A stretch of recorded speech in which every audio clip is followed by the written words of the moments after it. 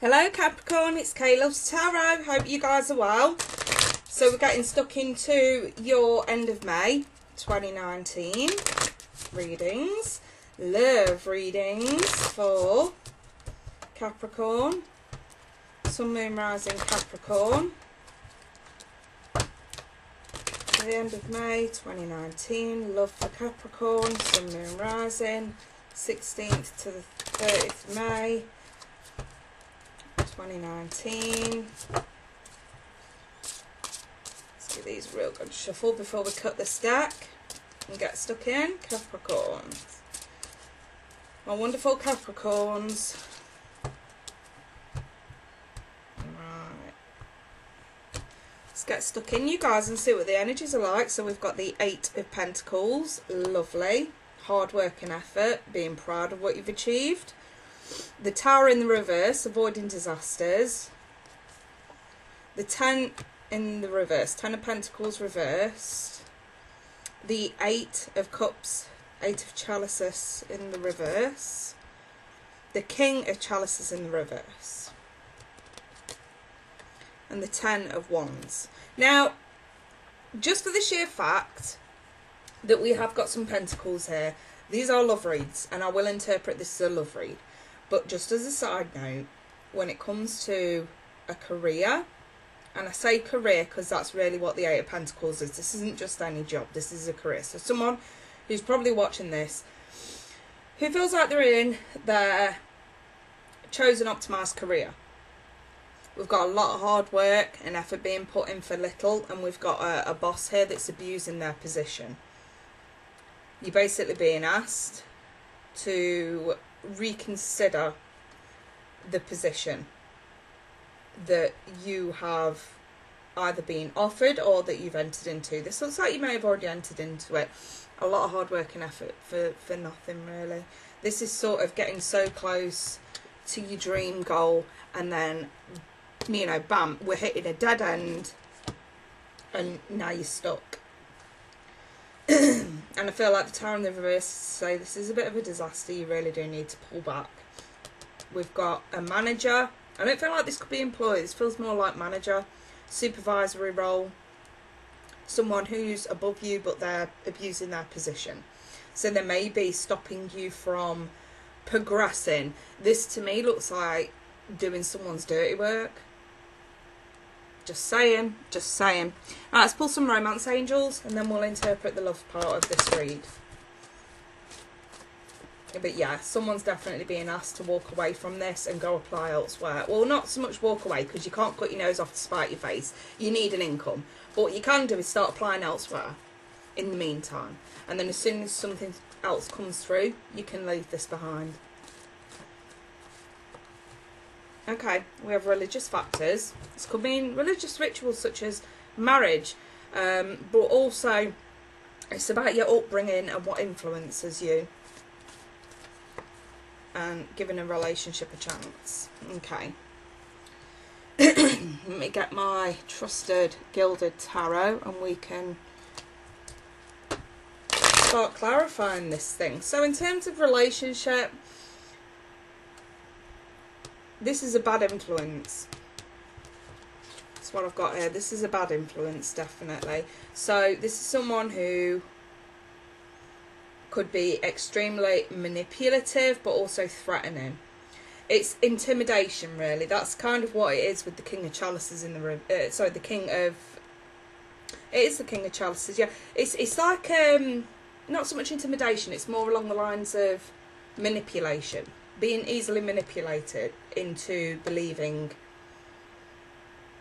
what they want you to believe. So some people could argue that the King of Chalices in the reverse is a little bit narcissistic. But the thing is, because it's the King of Chalices and it's not necessarily, for example, say, the King of Wands, this is there is an emotional tie to this. Like someone plays on your emotions, but they do love, they just have a hard time showing it. Or they use that love for gain in terms of emotional manipulation. So It's pretty much a mild arse who spits the dummy out at the best of times. I mean, you can't walk away from this person. You love them and they know it. A lot of hard work and effort in for very little. It's not what you expected, I want to say. But this 10 of Wands is in the reverse, and it's sort of in an outcome position.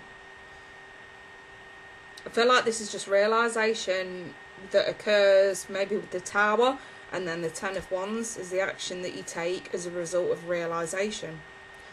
You want to avoid any further disasters, so I see some of you actually getting out there, which is probably the right thing to do. But also, when we speak of your love life is influenced, it's influenced because somebody's influencing it. Because somebody is manipulating it in a sense. But it could also be not wanting, this 8 of Cups in the reverse could also be not wanting to walk away, wanting to work on a partnership because of your upbringing. Maybe it's against religion to walk away, you know, and that's the reason why you're going to stick by this and give it a chance. Maybe you already have stuck by this and give it a chance, and now it's just sort of at the point where, well, nothing's changing. Why are we still here? Why are we still going through this? So I have the Lovers. Could be dealing with a water sign or a Gemini. If it's water sign, could be a Scorpio. But I have Gemini. But the Lovers as well, this is putting someone else before you. Do you see how he's lifting her up, you know, into the light? It's sort of almost like putting somebody else before you. But it's also that head over heart decision. Seems like you're going to follow your heart. We've got the 7 of Swords. Not necessarily that anybody's... Now, don't get me wrong. If I see these two, I get suspicious that there has been some foul play.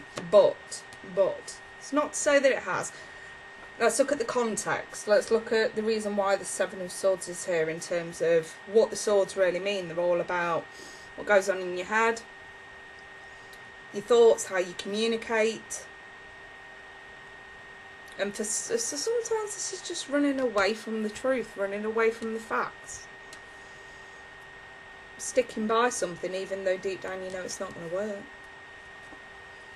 And there's that 8 of Pentacles again, a lot of hard work and effort being put into this, taking a chance, taking a leap of faith.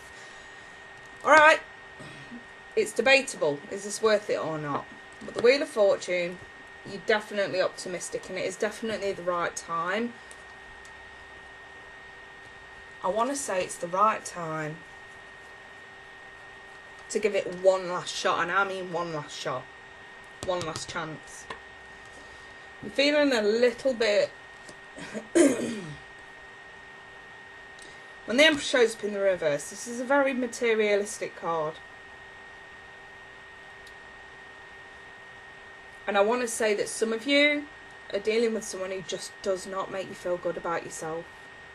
And when I say that, what I mean is someone who doesn't let you know where you stand, someone who may abuse their position, someone who is manipulative and actually leads you to believe that you're something that you're not.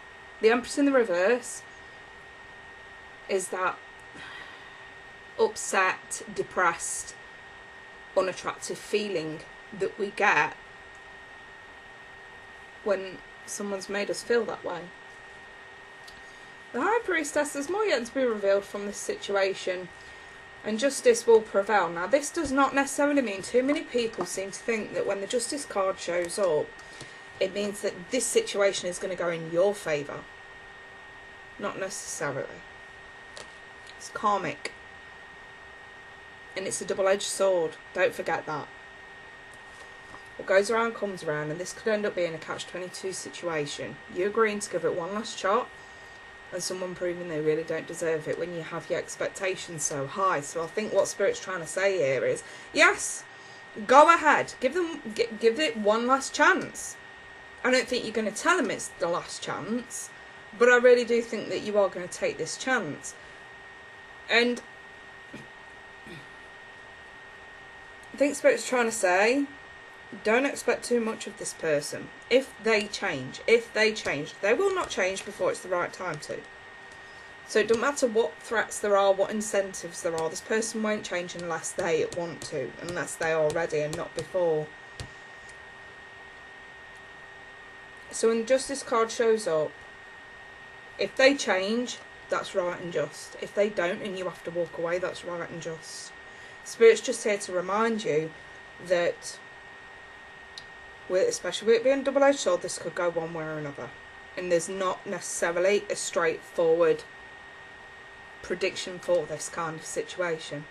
And obviously this is a general. It's going to vary for many of you. Some of you, little smidgens of this are going to resonate and the rest might not. Again, just bear in mind, this is a general. Get out of your head when it comes to expectations. Don't fear the unknown, i.e. needing to go it alone.